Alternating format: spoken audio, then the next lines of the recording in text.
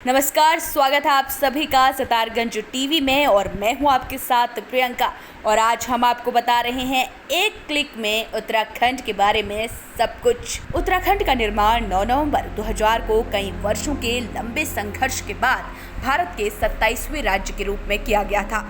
2000 से 2006 तक ये उत्तरांचल के नाम से जाना जाता था, लेकिन इस नाम को लेकर लोगों में कई रोष रहा।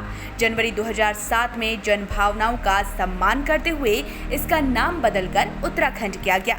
राज्य की सीमाएं उत्तर में तिब्बत और पूर्व में नेपाल, पश्चिम में हिमाचल प्रदेश और दक्षिण में उत्तर प्रदेश से लगी हुई है। अलग राज्य बनने से पहले ये उत्तर प्रदेश के अंतर्गत आता था। पारंपरिक हिंदू ग्रंथों और प्राचीन साहित्य में इस क्षेत्र का उल्लेख उत्तराखंड के रूप में किया गया है। हिंदी और संस्कृत में उत्तराखंड का अर्थ उत्तरी क्षेत्र या भाग होता है।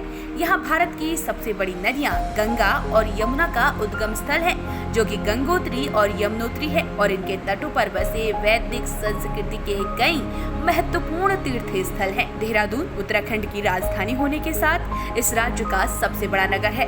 राज्य आंदोलनकारियों की मांग थी कि उत्तराखंड एक पहाड़ी राज्य है, अतः इसकी राजधानी पहाड़ में होनी चाहिए, जिसके चलते गैरसैंण नामक कस्बे की भौगोलिक स्थिति को देखते हुए भविष्य की राजधानी के रूप में प्रस्तावित किया गया। लेकिन विवादों और संसाधनों के अभाव के चलते अभी भी देहरादून अस्थायी राजधानी बनी हुई है। राज्य का उच्च न्यायालय नैनीताल में है। उत्तराखंड में बृहद बांध परियोजनाएं भी हैं, जिनका पूरे देश में कई बार आलोचनाएं भी की जाती हैं, जिसमें टिहरी बांध परियोजना मुख्य है। इस परियोजना की कल्पना 1953 में की गई थी और 2007 में बनकर तैयार हुआ। उत्तराखंड में पेड़ों को बचाने के लिए चिपको आंदोलन चला था, जिससे कई क्षेत्र की पर्यावरण प्रेमी छवि दुनिया के सामने आई। वहीं कुमाऊं पौराणिक ग्रंथों में कूर्मांचल प्रदेश मानसखंड के नाम से प्रसिद्ध था। वहीं अगर कुमाऊं की बात करें तो पौराणिक ग्रंथों में कूर्मांचल क्षेत्र मानसखंड के नाम से प्रसिद्ध था। ग्रंथों में उत्तरी हिमालय में सिद्ध गंधर्व यक्ष किन्नर जातियों की सृष्टि और इस सृष्टि का राजा कुबेर बताया गया है।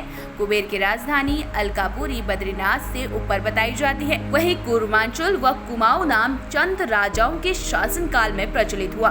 कूर्मांचल पर चंद राजाओं का शासन कत्यूरियों के बाद प्रारंभ होकर सन 1990 तक रहा और 1990 के बाद नेपाल की गोरखा सेना ने कुमाऊं पर आक्रमण कर कुमाऊं को अपने अधीन कर लिया। गोरखाओं ने 1815 तक यहाँ राज किया।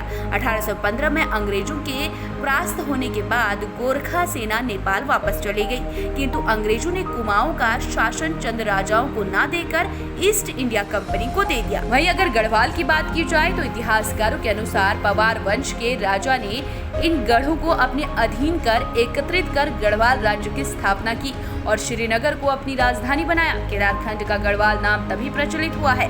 1803 में नेपाल की गोरखा सेना ने गढ़वाल राज्य पर आक्रमण किया और अपने अधीन कर लिया। महाराजा गढ़वाल ने नेपाल की गोरखा सेना के अधिपत्य से राज्य को मुक्त कराने के लिए अंग्रेजों से मदद ली। अंग्रेजों ने गोरखा सेना को देहरादून के समीप 1815 में परास्त कर दिया। अंग्रेजों ने युद्ध खर्च की धनराशि का भुगतान न करने का आरोप लगाकर गढ़वाल का अलकनंदा मंदाकिनी के पूर्व का भाग ईस्ट इंडिया कंपनी को दे दिया।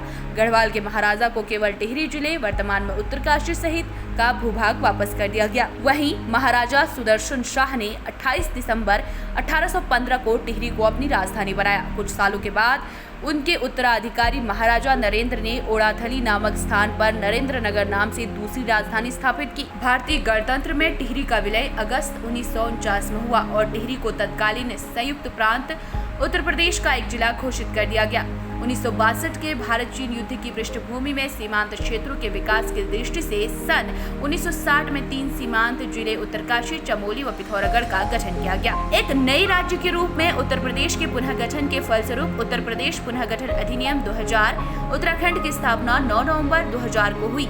इसीलिए इस दिन को उत्तराखंड में स्थापना दिवस के रूप में मनाया जाता है। उत्तराखंड की संस्कृति में नदियों का बहुत महत्व है। यहाँ की नदियाँ सिंचाई व जल विद्युत उत्पाद का प्रमुख संसाधन है। इनके किनारे अनेक धार्मिक व सांस्कृतिक केंद्र स्थापित है। हिंदू की पवित्र नदी गंगा का उद्गम स्थल मुख्य हिमालय की दक्षिणी श्रेणियां है। गंगा का प्रारंभ अलकनंदा भागीरथी नदियों से होता है। अलकनंदा की सहायक नदी धौली, विष्णुगंगा और मंदाकिनी है। वहीं गंगा नदी भागीरथी के रूप में गौमुख से 25 किमी लंबे गंगोत्री हिमखंड से निकलती है। भागीरथी व अलकनंदा देवप्रयाग जाके संगम करती हैं, जिसके पश्चात वो गंगा के रूप में पहचानी जाती हैं। यमुना नदी का उद्गम क्षेत्र बंदरपुर के पश्चिमी यमुनोत्री हिमनद से है। इस नदी में होन्स, गिरी व आसन मुख्य सहायक है। रामगंगा का उद्गम स्थल तकलाकोट के उत्तर पश्चिम में माकचा चुंग हिमनदी में मिल जाती है। सोंग नदी देहरादून के दक्षिण पूर्वी भाग में बहती हुई वीरभद्र के पास गंगा नदी में मिल जाती है। इनके अलावा राज्य में काली, रामगंगा, कोसी, गोमती, टोस, धौलीगंगा, गौरीगंगा, पिंडर नयार, पूर्व पिंडर नयार पश्चिम आदि नदियां बहती हैं। उत्तराखंड का तेजी से बढ़ता हुआ चैनल सितारगंज टीवी में आपको लोकल की खबरें, स्पेशल बुलेटिन, मनोरंजन के साथ ही देश दुनिया की बड़ी खबरें देखने को मिलेंगी।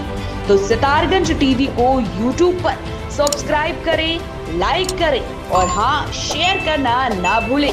इसी के साथ हमारे चैनल को फेसबुक पर भी फॉलो करें ताकि आप हर अपडेट से वाकिफ रहें।